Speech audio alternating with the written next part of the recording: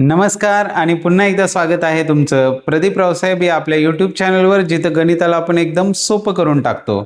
जसं की आपल्याला माहीत आहे, टीईटी पोलीस भरती आणि 7वी स्कॉलरशिपच्या तयारीसाठी आपण 20 घटकांवर आधारित व्हिडिओची मालिका सुरू केलेली आहे आणि त्या व्हिडिओ क्रमाक्रमाने आपल्यापर्यंत पोहोचत आहेत. शेवटच्या व्हिडिओमध्ये आपण शेकडेवारी या घटकाचा पार्ट 1 पाहिलेला होता, ज्यामध्ये प्रश्न क्रमांक 1 ते 60 आपण पाहिलेले आहेत. आजच्या व्हिडिओमध्ये पाहणार आहोत प्रश्न क्रमांक 61 ते 94. तत्पूर्वी चॅनलवर जर नवीन असाल तर चॅनलला सबस्क्राईब करा, व्हिडिओ आवडला तर लाईक करा. चॅनल सबस्क्राईब केल्यामुळे तुम्हाला टीईटी पोलीस भरती 7वी स्कॉलरशिप याची जी एक सेपरेट प्लेलिस्ट आपल्या चॅनलवर आहे, त्या ठिकाणी गणिताचे उपयुक्त असे 20 टॉपिकवरचे व्हिडिओ आपल्याला मिळणार आहेत. चला तर मग सुरुवात करूया शेकडेवारी पार्ट 2 ला, ज्यामध्ये पाहणार आहोत प्रश्न क्रमांक 61 ते 94. सुरुवात करूया पार्ट 1च्या व्हिडिओमध्ये, जिथे आपण थांबलो होतो त्या ठिकाणापासून. शेवटचा जो प्रश्न होता प्रश्न क्रमांक 60, एका चौरसाची बाजू %40 ने वाढविल्यास क्षेत्रफळ कितीने वाढेल, आणि हा प्रश्न तुम्हाला सोडवायला सांगितलेला होता. बहुतेकांनी याचं अचूक उत्तर कमेंटमध्ये दिलेलं आहे. चला पाहूया त्याचं अचूक उत्तर काय होईल. चौरसाची बाजू जर 100 असेल, सुरुवातीची बाजू 100 असेल, तर त्याचं क्षेत्रफळ जे आहे 100चा वर्ग म्हणजे एकावर 4 शून्य येणार आहे 10,000. बाजू 40% वाढवल्यास, %40 ने वाढवली म्हणजे 100ची बाजू झाली 140, तर त्याचं क्षेत्रफळ काय होणार आहे. 14चा वर्ग आहे 196 आणि त्याच्यावर हे लागणार आहे 2 शून्य, म्हणजेच ते क्षेत्रफळ होणार आहे 19,600. आता क्षेत्रफळामध्ये झालेली वाढ किती हे आपल्याला काढायचे टक्केवारीत. क्षेत्रफळात झालेली वाढ आहे 9,600, आधी होतं 10,000. 9,600ची वाढ झाली आहे कितीवर, 10,000वर 9,600 वाढलेले आहेत. तर 100वर किती वाढ होईल हे आपल्याला शोधायचं आहे. इथले हे 2 आणि हे 2 4 शून्य वरचे वर्सेस हे 4 शून्य खालचे कट झाले. उत्तर आलेलं आहे 96. 96% क्षेत्रफळामध्ये वाढ होणार आहे, जो की आहे पर्याय क्रमांक 4. हे त्याचं योग्य उत्तर असणार आहे. चला सुरुवात करूया आता आजच्या प्रश्नांना, प्रश्न क्रमांक 61 पासून. आणि प्रश्न क्रमांक 61 आहे, एका मेंढपाळाकडे 200 मेंढ्या असतील आणि दरवर्षी त्यांच्या संख्येत 10% वाढ होत असेल, तर 2 वर्षांनंतर त्याच्याकडे किती मेंढ्या असतील. सोपा प्रश्न आहे. हे 200 मेंढ्या आहेत सुरुवातीला, दरवर्षी 10%ची वाढ होते. आधीपासून नंतरचे काढायचे, सरळ प्रवास आहे, म्हणजे 100वर वाढ पाहणार आहोत. 10% वाढ म्हणजे 100च्या होतात 110, हे झालं पहिल्या वर्षी. दुसऱ्या वर्षी पुन्हा 100च्या होणार आहेत 110. आता हे कॅल्क्युलेट करत असताना हे 2 0 हे 2 0 कट झाले, इथला 1 2 आणि हे खालचे 2 0 कट झाले. इथे करायचं आहे आपल्याला 11 गुणिले 11 होतील 121 आणि 121 जुने होणार आहेत 242. म्हणजेच 2 वर्षांनंतर किती मेंढ्या होतील त्याच्याकडे, पर्याय क्रमांक 4, 242 मेंढ्या असणार आहेत. चला पाहू पुढील प्रश्न. पुढे आहे प्रश्न क्रमांक 62, एक संख्या 20% वाढविल्यास 180 होते, तर ती संख्या कोणती हे विचारलेलं आहे. 20% वाढवली म्हणजे 100ची केली 120, तर ती किती होते, 180 होते. तर ती आधी किती असेल. 100ची 120 होते, तर कितीची 180 झाली असेल असं विचारलेलं आहे. त्रैराशिक सोडवताना तिरकस गुणाकार म्हणजेच x गुणिले 120 बरोबर होणार आहेत 180 गुणिले 100. हे 120 इकडे गुणिले आहेत, हे तिकडे जाऊन काय होणार आहेत, भागिले होणार आहेत. भागिले झाल्यानंतर हे गेले 0 0 गेले, 6 दुने 12 6 त्रिक 18, इथे 50 100, 50 गुणिले 3 केले तर ते येतात 150. म्हणजेच ती संख्या आधी किती असणार आहे, x बरोबर 150, जो आहे पर्याय क्रमांक 4. हे त्याचं योग्य उत्तर असेल. चला पाहूया पुढील प्रश्न. पुढे आहे प्रश्न क्रमांक 63, एका दुकानदाराने ₹375 ची वस्तू ₹330 ला विकली, तर दुकानदाराने वस्तूच्या मूळ किमतीवर किती सूट दिली हे आपल्याला विचारलेलं आहे. पहा, 375 ची वस्तू होती, विकली 330 ला, म्हणजे सूट किती दिली या ठिकाणी दिलेली आहे, ₹45 सूट दिली. पण आपल्याला जे पर्याय दिलेत ते शेकड्यामध्ये दिलेले आहेत, टक्केवारीत दिलेत. आता ही सूट जी आहे ही ₹45 सूट दिलेली आहे आणि ती मूळ किमतीवर दिलेली असते, ती जी आहे किंमत 375. 375 वर ₹45 सूट दिली तर 100 किती हे आपल्याला कॅल्क्युलेट करायचं आहे. इथे भाग दिला 25 चोक 100 आणि इथे होणार आहेत 25 एके 25, 25 पाच 125, 15 एके 15 आणि 15 त्रिक 45, छेदात 1 राहिला म्हणजे 4 त्रिक झाले 12% सूट दिलेली आहे, जो की आहे पर्याय क्रमांक 2. हे त्याचं योग्य उत्तर असणार आहे. चला पाहूया पुढील प्रश्न. पुढे आहे प्रश्न क्रमांक 64. पार्ट 2 मधले बहुतेक प्रश्न हे आता वर्ड प्रॉब्लेम्स आहेत, मोठे मोठे प्रॉब्लेम्स आहेत. श्रीपतीला एका शर्टवर 15% सूट मिळाल्यानंतर त्याला तो शर्ट 765 रुपयास पडतो, तर शर्टची मूळ किंमत किती हे आपल्याला विचारलेलं आहे. हे पण आपण सोडवणार आहोत त्रैराशिक मांडून. 100चा कितीला 15% सूट मिळाली म्हणजे 100चा 85ला, तर त्याला तो शर्ट 765ला पडतो म्हणले म्हणजे मिळतो, तर त्याची मूळची किंमत किती असेल त्रैराशिक मांडून सोडवायचं आहे. इथे करणार x गुणिले 85 बरोबर येणार आहेत हे 765 गुणिले 100. आता हे 85 इकडे गुणिले आहेत, तिकडे जाऊन ते भागिले होणार आहेत. याला भाग जातो 17, 17 पाच 85, इथे येणार आहेत 17 चोक 68 आणि 17 पाच 85. 5ने परत या 45ला भाग जाईल, 5 9 45, 9 गुणिले 100 म्हणजेच x ची किंमत आली 900. म्हणजेच तो शर्ट जो आहे त्याची मूळ किंमत आहे ती असणार आहे 900 रुपये. हे त्याचं योग्य उत्तर राहील. चला पाहू पुढील प्रश्न. पुढे आहे प्रश्न क्रमांक 65. एका संख्येचे 2.5% जर 12 असेल तर ती संख्या कोणती हे विचारलेलं आहे. एका संख्येचे 2.5% म्हणजेच 2.5/100 बरोबर 12 आहे, तर ती संख्या कोणती विचारलेलं आहे. हे तिकडे जाऊन काय होणार आहेत, खाली डोकं वर पाय म्हणजेच 12 गुणिले 100 छेद हे 2.5 होणार आहेत. आता हे सोडवताना हे 12 गुणिले इथला पॉईंट आपल्याला एक घर पुढे न्यायचा आहे, म्हणजे या 100वर 1 शून्य देणार म्हणजेच हे होणार 1000 छेद हे 2.5 होणार आहेत 25 झाले. 25 एके 25, 25 चोक 100, 25 शून्य शून्य, 12 गुणिले 40 म्हणजेच 12 चोक 48 आणि त्याच्यावर 1 शून्य, 480.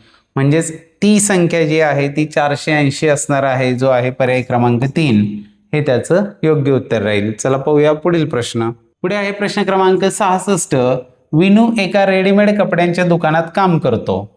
दुकानदार त्याला एकूण विक्रीवर 5% कमिशन व 15,000 रुपयेपेक्षा जास्त विक्रीवर 2% दराने इन्सेंटिव्ह देतो. जर त्याने मासिक राशी 28,000 रुपये केली तर विनूने एकूण किती कमिशन व इन्सेंटिव्ह मिळवले हे आपल्याला विचारले. हे इन्कम टॅक्स सारखंच उदाहरण आहे, फक्त हे कमिशन आणि इन्सेंटिव्ह या नावाने आलेलं आहे.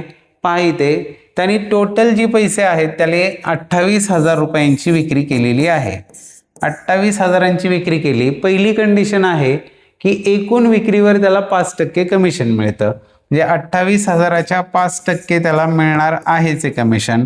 28,000चे 5% हे 2020 गेले. 28 पंचे होतात 140 आणि हा इथला 1 शून्य, म्हणजे इथे मिळाले त्याला 1,400 रुपये.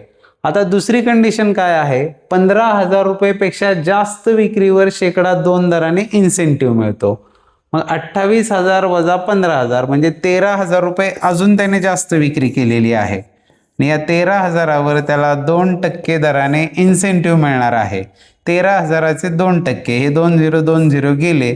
130 जुने होणार आहेत 260, हे 260 म्हणजे त्याला टोटल किती पैसे मिळणार आहेत 1400 आणि 260 म्हणजे 14 आणि 2 1660 रुपये त्याला टोटल मिळणार आहेत, जो की आहे पर्याय क्रमांक 4. हे त्याचं योग्य उत्तर असणार आहे. चला पाहूया पुढील प्रश्न. पुढे आहे प्रश्न क्रमांक 67. एका रस्त्याची लांबी 150 किलोमीटरवरून 131.25 किमीने कमी केली तर रस्त्याची लांबी किती टक्क्यांनी कमी झाली हे आपल्याला विचारलेलं आहे. तर इथे पहा 150 होती त्याची झालेली आहे 131.25. ही जर वजाबाकी केली तर आपल्याला मिळणार आहे तिथे 75 आणि इथे मिळणार आहेत 18.75. एवढ्याने त्याची लांबी कमी केलेली आहे. आता आपल्याला विचारलेलं आहे की किती टक्क्यांनी ही लांबी कमी झाली. 18.75 कमी झाली इथपर्यंत ठीक आहे, पण कितीने कमी झाली, तर कमी झालेली लांबी ही मूळ लांबीवरच कितीने कमी झाली ही काढली जाते. मूळ लांबी होती 150, 150 वर 18.75 तर 100 वर कितीने कमी हे विचारलेलं आहे. 50 त्रिक 150 होतात, 50 दुने 100 होतात. 3ने जर याला भागलं तर 3 सक 18, 3 दुने 6 आणि 3 पाचे 15. 6.25 गुणिले 2 म्हणजे 6.25 दुने होणार आहेत 12.5. 6.25 दुने होतात 12.5 म्हणजे 12.5% हे झालेलं आहे 12.5. 12.5% लांबी कमी झालेली आहे. चला पाहू पुढील प्रश्न. पुढे आहे प्रश्न क्रमांक 68. सुजलला 4 विषयात 50 पैकी अनुक्रमे 40, 45, 42 आणि 43 गुण मिळाले तर त्याच्या गुणांची टक्केवारी किती? फार सोपा प्रश्न आहे. एकूण गुणांची बेरीज करतो आपण. 40, 45, 42, 43 यांची बेरीज आली 170 आणि हे 50 पैकी 4 विषय आहेत म्हणजे 50 गुणिले 4 200 पैकी 170 मिळाले तर 100 पैकी किती मिळाले एवढंच आपल्याला काढायचंय. 100 एके 100, 100 दुने 200, 170 भागिले 2 येतात 85 म्हणजे 85% गुण मिळालेले आहेत, जो आहे पर्याय क्रमांक 1 हे त्याचं योग्य उत्तर असणार आहे. चला पाहू पुढील प्रश्न. पुढे आहे प्रश्न क्रमांक 69. पोलीस अधिकाऱ्याचा पगार कारकुनाने चुकीने प्रथमतः 20% कमी केला. नंतर चूक लक्षात आल्यावर कमी झालेल्या पगारावरचा 20% वाढविला तर परिणामी मूळ पगाराच्या किती टक्के पगारवाढ किंवा कमी होईल हे विचारलेलं आहे. हाही सोपा प्रश्न आहे. सुरुवातीचा पगार 100 मानूया. पहिल्यांदा काय केलं 20% कमी केला म्हणजेच काय केला 100चा केला 80 आणि हा झाला कमी झालेला पगार. पुन्हा काय केलं 20% वाढवला म्हणजे होणार आहे 100चा 120. आता हे सोडवायचं आहे आपल्याला. हे 100 100 गेले, इथले 1 2 1 2 0 गेले, झाले 12 8 96 म्हणजे आता पगार झालेला आहे 96. सुरुवातीला होता 100 आता झाला 96 म्हणजे 4% कमी झालेला आहे. 4% कमी जो आहे पर्याय क्रमांक 2 हे त्याचं योग्य उत्तर असेल. चला पाहू पुढील प्रश्न. पुढे आहे प्रश्न क्रमांक 70. जर ए चे उत्पन्न हे बी च्या उत्पन्नाहून 25% कमी असेल तर बी चे उत्पन्न हे ए च्या उत्पन्नाहून किती टक्के जास्त आहे? स्कॉलरशिप टीईटी पोलीस भरतीतील आवडता प्रश्न आहे हा. ए चे उत्पन्न बी च्या उत्पन्नावरून 25% कमी, हा ए हा बी. ए चं उत्पन्न बी पेक्षा 25% कमी म्हणजे बी 100 असेल तर ए असणार आहे 75. इथं उलटं नाही करायचं आहे.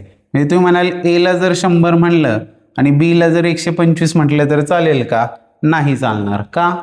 तर 125 वरून 100 हे 25% कमी होत नाही, ते 25ने कमी होतात.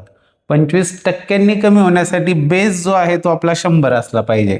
100 पेक्षा 25ने कमी 75 म्हणजेच बेस 100 असल्यामुळे 25%ने कमी म्हणजे 75 होणार आहेत. आता इथे काय विचारलेलं आहे बी चे उत्पन्न ए च्या उत्पन्नाहून किती टक्के जास्त आहे? बी चं उत्पन्न ए पेक्षा कितीने जास्त आहे? आता ए पेक्षा म्हणजे ए छेदात येणार.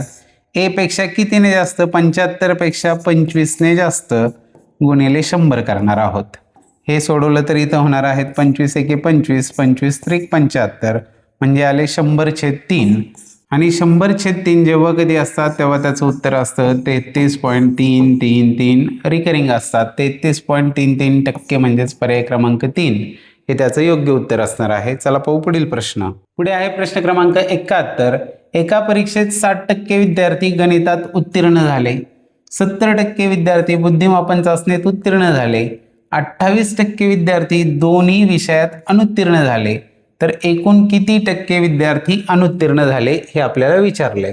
तर यामध्ये काय करावं लागेल, फक्त गणितात अनुत्तीर्ण किती, बुद्धिमापनमध्ये अनुत्तीर्ण किती आणि दोन्हींमधले तर माहित आहेत आपल्याला. तर अनुत्तीर्णच आपण काय करूया वेन डायग्राम काढूया. हे सगळे आहेत अनुत्तीर्ण आणि याच्यावरून आपल्याला उत्तर शोधायचं आहे. दोन्हीमध्ये अनुत्तीर्ण असणारे 28% आहेत हे आपल्याला सांगितलंय. 28 दोन्हीमध्ये अनुत्तीर्ण आहेत. इकडे घेऊया हा आहे गणित आणि इकडे आहे हा बुद्धिमापन. 60% विद्यार्थी गणितात उत्तीर्ण आहेत म्हणजेच 40% अनुत्तीर्ण असणार आहेत. 60% पास, नापास 40%. 70% विद्यार्थी बुद्धिमापनमध्ये उत्तीर्ण म्हणजे 30% जे आहेत ते बुद्धिमापनमध्ये अनुत्तीर्ण असणार आहेत. आता याच्यावरून आपण एकूण अनुत्तीर्ण काढू शकतो. इथे एकूण अनुत्तीर्ण किती होतील तर 40 अधिक 30, 40 अधिक 30 हे एकूण अनुत्तीर्ण असतील का? नाही. का? तर या 28ला या 40 मध्ये पण मोजलं गेले आणि या 28ला या 30 मध्ये पण मोजलं गेले, त्यामुळे ते एकदा वजा करावे लागतील.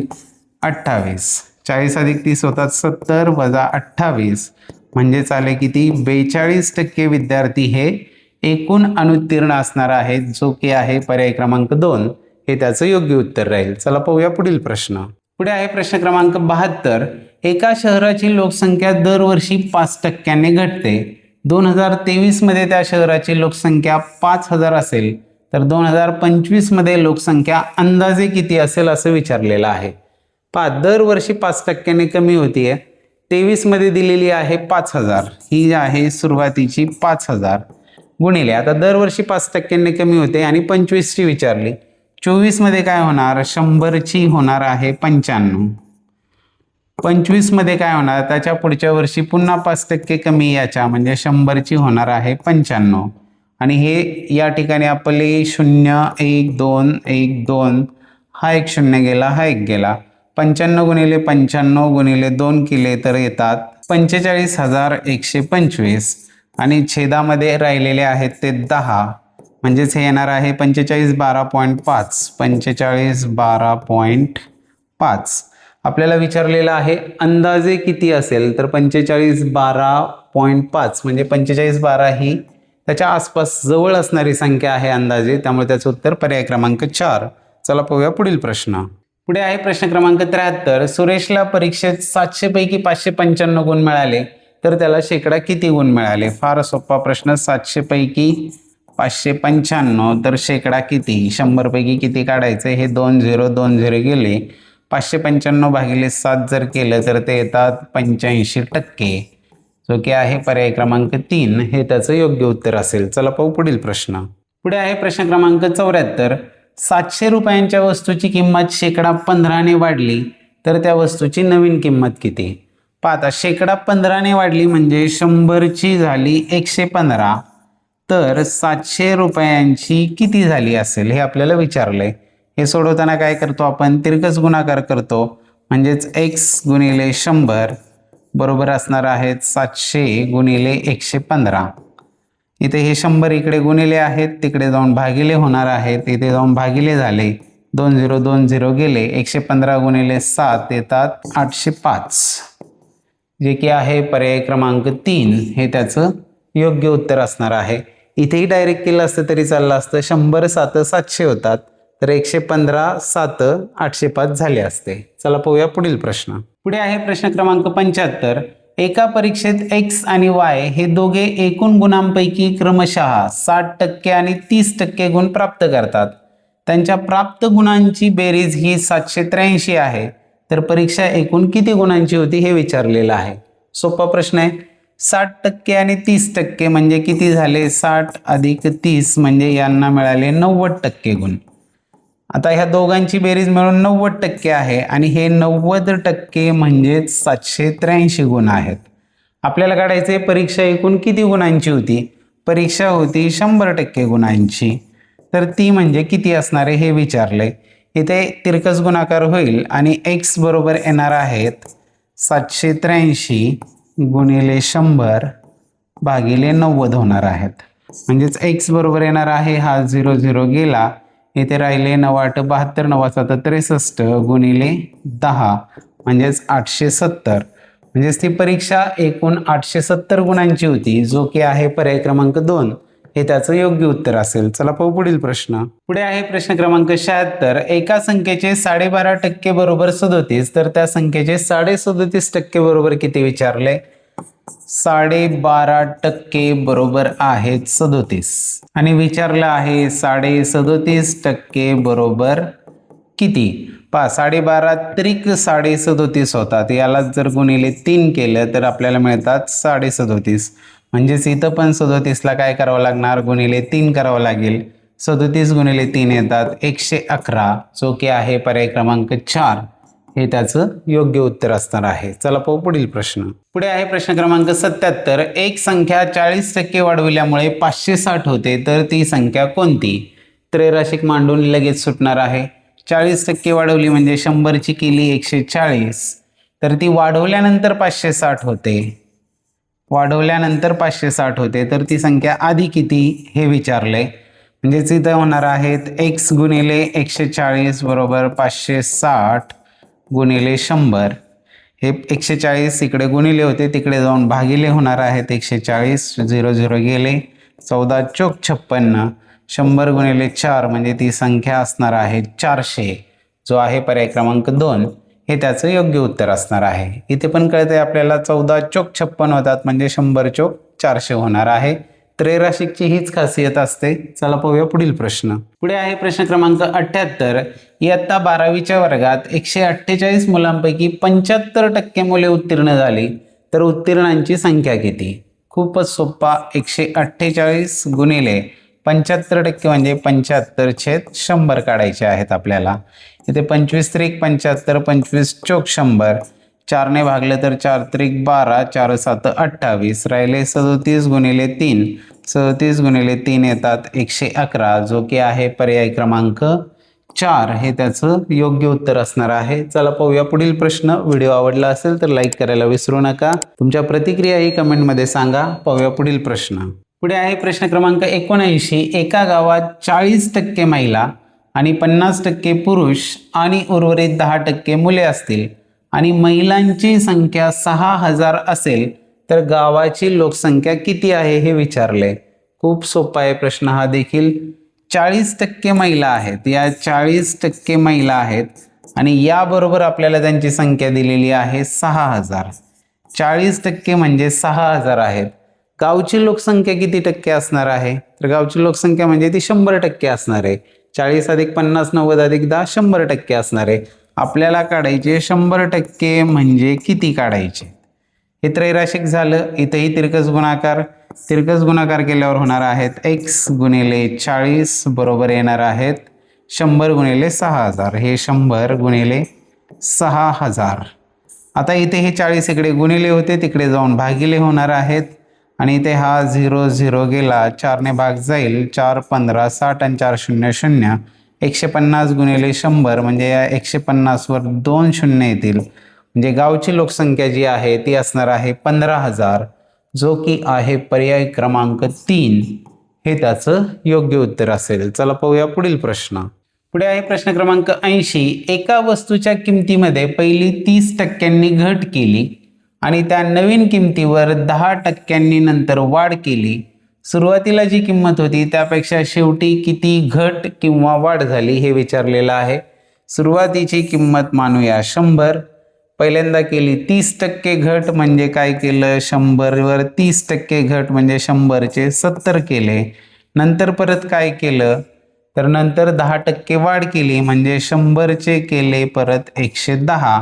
आता हे सोडवायचं आपल्याला. हा 100ला हे 100 गेले, त्यानंतर हा एक 0, हा एक 0, हा 0 आणि हा 0 गेले. अंश आणि छेद यांच्यामध्ये आपण या पद्धतीने समान संख्येने भाग देऊन त्याला संक्षिप्त रूप देत असतो. आता छेदात काही नाही राहिलं, अंशात राहिले 7 गुणिले 11 म्हणजे 77. आधी होते 100, आता झाले 77, म्हणजे यात घट झालेली आहे 100 वजा 77 म्हणजेच हे आलेले आहेत 23. 23ची घट झालेली आहे 23% घट, जो आहे पर्याय क्रमांक 2 हे त्याचं योग्य उत्तर असेल. चला पाहू पुढील प्रश्न. पुढे आहे प्रश्न क्रमांक 81. जर साखरेच्या मूल्यात 20% वाढ होत असेल तर एका गृहिणीला तिचा साखरेचा खप किती टक्के कमी करावा लागेल ज्यामुळे तिच्या खर्चात वाढ होणार नाही? हा पण तसंच आहे. हे याच्यापेक्षा एवढ्या टक्क्यांनी जास्त, तर ते याच्यापेक्षा किती टक्क्यांनी कमी. इथे काय करायचंय? 100ची आता दर झालेला आहे 120. 100चा झाला 120, 20% वाढ झाली, तर 120 वरून कितीने कमी करावं म्हणजे पुन्हा 100 वर येईल. 120 वरून आता कमी कितीने करावं लागणार आहे? 20 ने कमी करावं लागणार आहे. तर शेकडा कितीने कमी करावं लागेल हे काढायचंय आपल्याला. इथे पहा 20 एके 20 आणि 20 120 हे आले 100/6 आणि 100/6 म्हणजेच असतात 16.66 आणि हे पुढे 6 6 6 येतच राहतात, रिकरिंग आहे ते.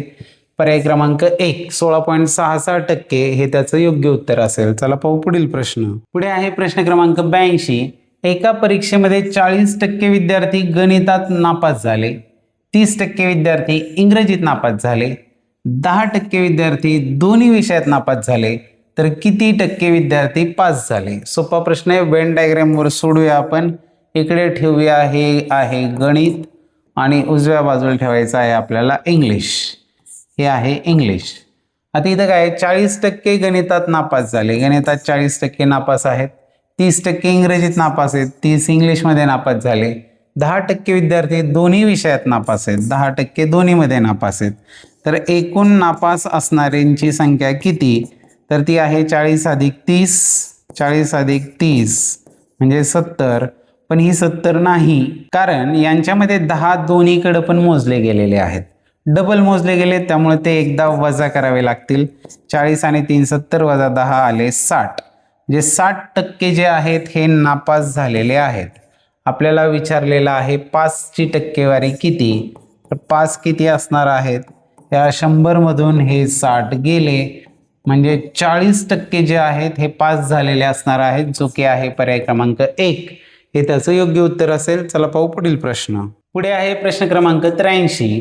लोकांच्या एका गटात काही जोडपी आहेत, उरलेले लोक एकटेच आहेत.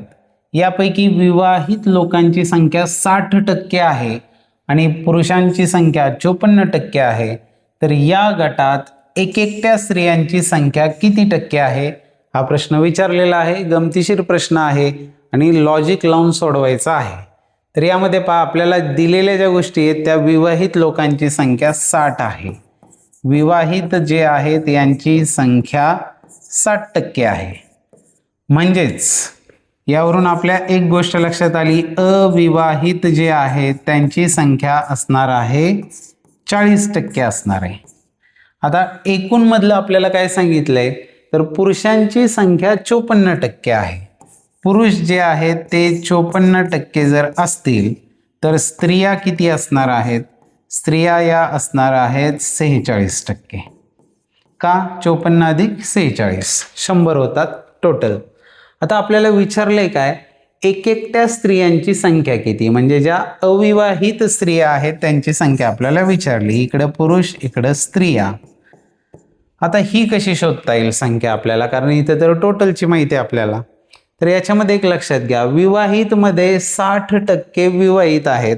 मग या 60%मध्ये पुरुष आणि स्त्रिया या किती किती असतील विचार करा.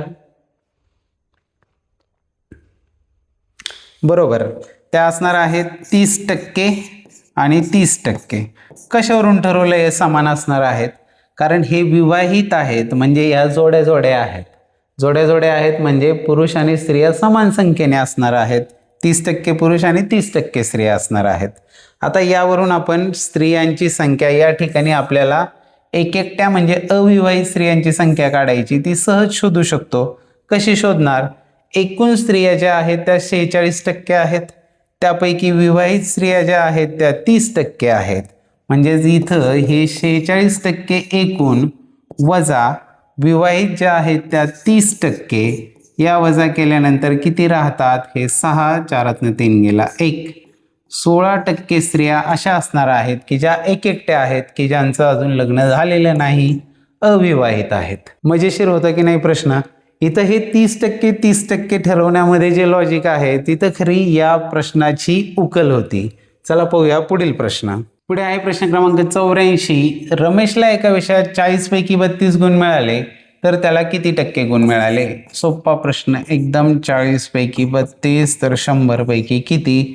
0 0 गेले, 4 8 32, 8 गुणिले 10 येणार आहेत 80% गुण मिळाले रमेशला. पर्याय क्रमांक 3 हे त्याचं योग्य उत्तर असेल. पाहू पुढील प्रश्न. पुढे आहे प्रश्न क्रमांक 85. एका परीक्षेस 1200 मुले आणि 800 मुली बसले होते.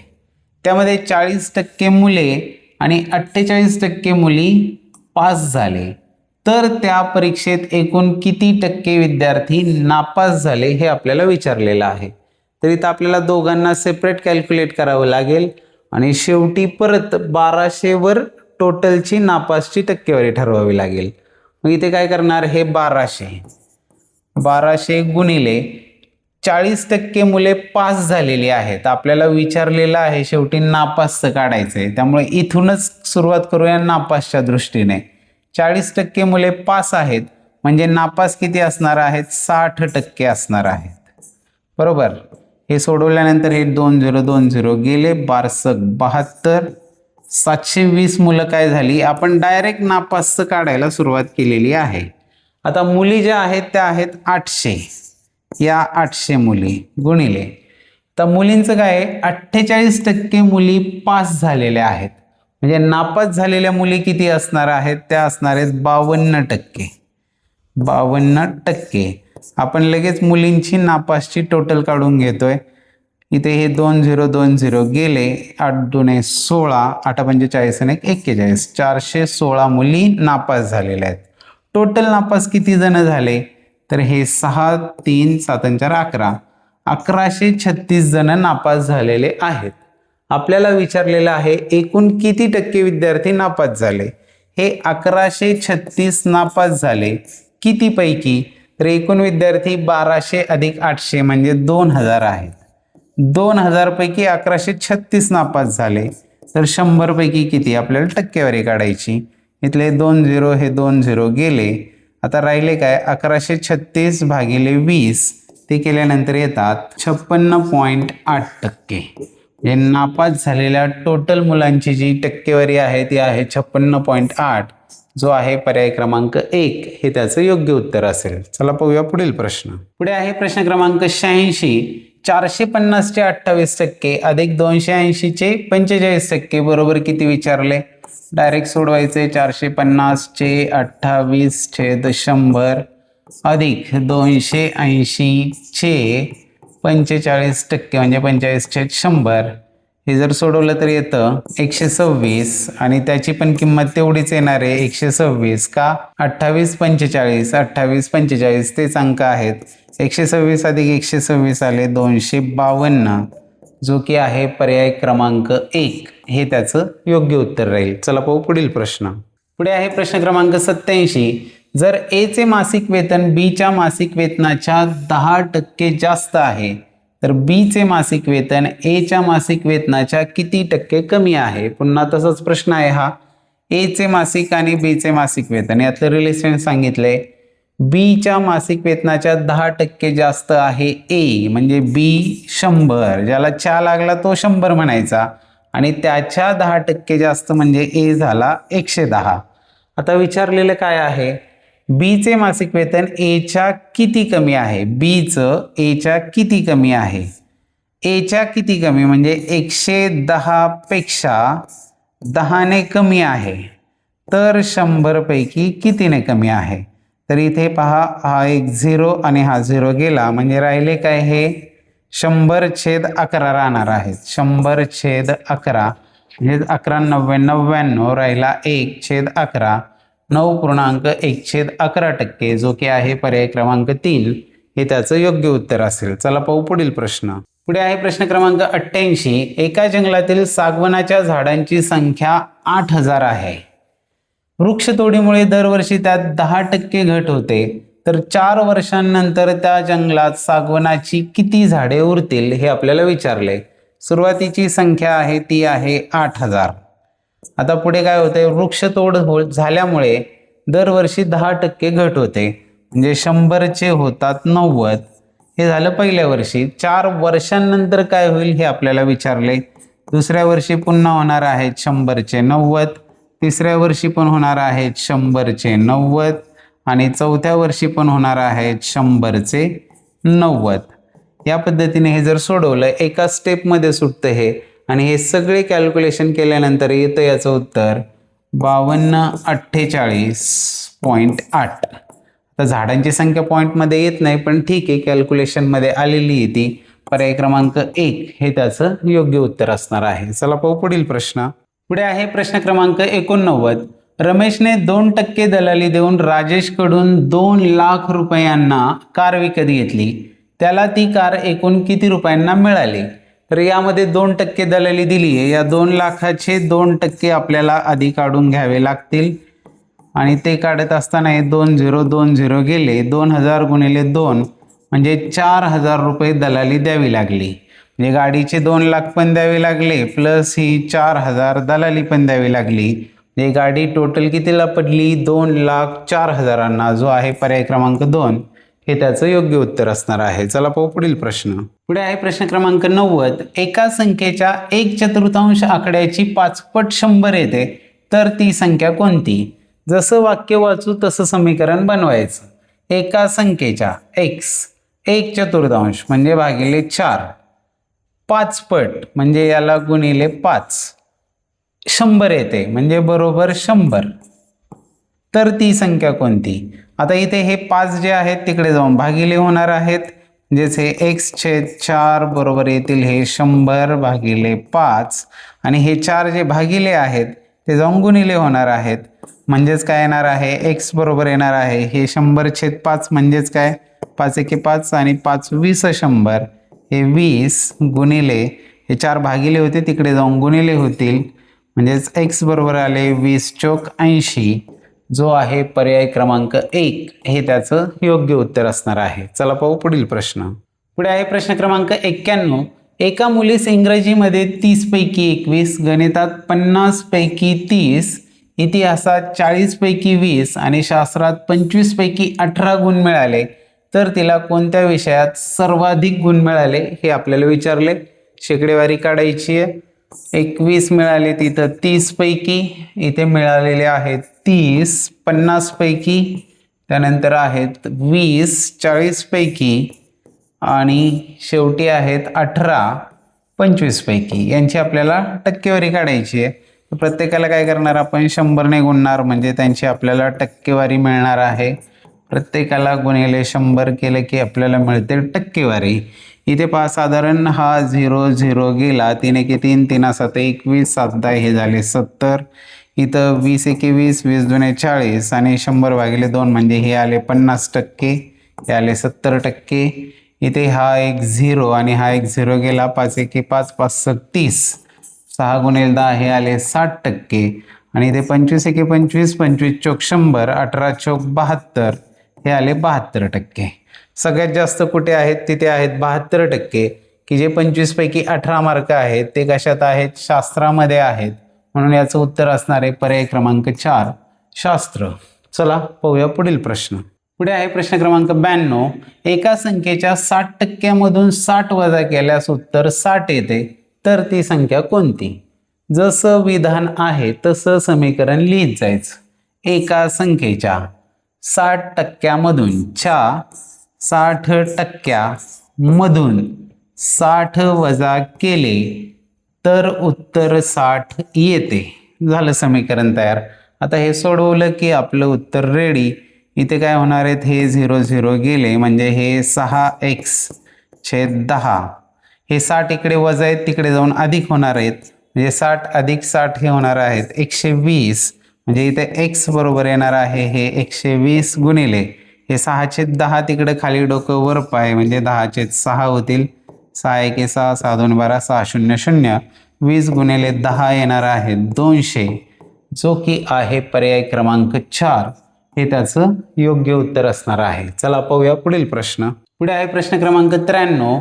40 लिटर दुधाच्या पहिल्या द्रावणात 15% मलईचे प्रमाण आहे. दुसऱ्या 60 लिटर दुधाच्या द्रावणात 8% मलईचे प्रमाण आहे. दोन्ही द्रावणे एकत्र केली असता संमिश्रात मलईचे किती प्रमाण असेल हे आपल्याला विचारले. सेम प्रश्न स्कॉलरशिपच्या गाईडमध्ये आपल्याला दिसतील. हे 40 लिटरच्या पहिल्या द्रावणात 15% म्हणजे इथं आधी मलई किती ती काढावी लागेल आपल्याला. मलई काढायची आहे 40चे 15% काढावे लागतील. हे 0 0 गेले. इथे होणार आहेत 15 चोक 60/10 60/10 म्हणजेच 10/60 6 आली इथली मलई. त्यानंतर दुसरं जे द्रावण आहे त्यातली मलई 60 लिटरमध्ये 8% आहे. तर 60चे परत आपल्याला 8% काढावे लागतील. 8/100 बरोबर. हा एक 0 0 गेला. 8 झाले 48/10 म्हणजे ही आली मलई 4.8. आता काय केले? ही दोन्ही द्रावणं एकत्र केली. एकत्र केल्यावर द्रावण जे आहे ते 60 आणि 40 किती होणार आहे? ते 100 लिटर होणार आहे दूध. आणि त्यातली मलई जी आहे ती किती होणार आहे, 6 आणि 4 10.8 होणार आहे. आता आपल्याला हेच शेकडा प्रमाण विचारलेलं आहे. आता 100 मध्येच 10.8 म्हणजे 10.8% आहे. ते कसं काय, 100शीच तुलना होती इथे, म्हणजे 100 पैकी 10.8 तर टक्के किती, छेदच 100 आहे म्हणजे ते टक्केच 10.8% असणार आहे ते प्रमाण. पर्याय क्रमांक 3 हे त्याचं योग्य उत्तर असणार आहे. चला जाणार आहोत आजच्या शेवटच्या प्रश्नाकडे. तत्पूर्वी व्हिडिओ आवडला असेल तर व्हिडिओला लाईक करा, चॅनल अजूनही सबस्क्राईब केलं नसेल तर चॅनल सबस्क्राईब करा, कारण गणिताच्या खूप उपयुक्त आणि आपल्याला गणित सोपं करून टाकणाऱ्या व्हिडिओज आपल्यापर्यंत पोहोचणार आहेत. आपल्या प्रतिक्रिया देखील कमेंटमध्ये सांगा. चला पाहूया शेवटचा प्रश्न. शेवटी आहे प्रश्न क्रमांक 94. एका विद्यार्थ्याने 12 प्रश्नांची उत्तरे लिहिली, त्यामध्ये त्याला पैकीच्या पैकी गुण मिळाले. 12 प्रश्नांची उत्तरे लिहिल्यावर जर त्याला सर्व प्रश्नांना समान गुण असणाऱ्या या परीक्षेत 60% गुण मिळाले तर परीक्षेमध्ये असलेले एकूण प्रश्न किती हे विचारलेलं आहे. पहा कसं सोडवणार. सोडवताय तुम्ही की द्यायचे सोडून की तुमच्यासाठी ठेवून देऊ, पण नको, ती शंका राहायला नको. चला सोडूया. 12 प्रश्नांची उत्तरं लिहिलेली आहेत. ही 12 प्रश्न आहेत आणि यांची उत्तरं लिहिली, ती सगळी बरोबर आली, पैकीच्या पैकी मार्क मिळाले आणि या 12 प्रश्नांचे मिळून त्याला मिळालेले मार्क जे आहेत ते 60% मार्क असणार आहेत. 12 प्रश्नांना 60% मार्क मिळतात तर एकूण प्रश्न किती विचारलेत आपल्याला, एकूण प्रश्न किती असणार आहेत, 100% म्हणजे एकूण प्रश्न असणार आहेत. 60% मार्क म्हणजे 12 प्रश्न आहेत, तर 100% मार्क म्हणजे किती प्रश्न असतील हे विचारले. तर हे राशी सोडवताना इथं होणार x गुणिले 60 बरोबर हे 12 गुणिले 100. इथले हे 60 तिकडे जाऊन भागिले होणार आहेत. 12 × 12 12 पंचे 60, 100/5 म्हणजे आले 20. याचं उत्तर आहे की एकूण 20 प्रश्न त्या परीक्षेमध्ये असणार आहेत. अशा पद्धतीने आज आपण शेकडेवारी पार्ट 2च्या व्हिडिओमध्ये प्रश्न क्रमांक 61 ते 94 पाहिलेत. शेकडेवारीमध्ये आता कोणतीही अडचण राहिली नसेल. शेकडेवारीचा अजून एक स्पेशल व्हिडिओ देखील आपल्या चॅनलवर आहे, जिथं शेकडेवारीचे बेसिक्स सांगितलेले आहेत. पुढच्या व्हिडिओमध्ये लवकरच भेटणार आहोत आणि ती व्हिडिओ असणार आहे नफा तोटा या घटकावर, आणि त्यामध्ये TET, पोलीस भरती आणि 7वी स्कॉलरशिपसाठीची उपयुक्त असे प्रश्न आपल्याला मिळणार आहेत. नफा तोटाची देखील एक स्पेशल व्हिडिओ आपल्या चॅनलवर आहे की ज्यामध्ये पूर्ण बेसिक नफा तोटाचं सांगितलेलं आहे. चला तर मग भेटूया पुढील व्हिडिओ नफा तोटामध्ये. तोपर्यंत छान राहा, सोबत राहा, अभ्यास करत राहा. धन्यवाद.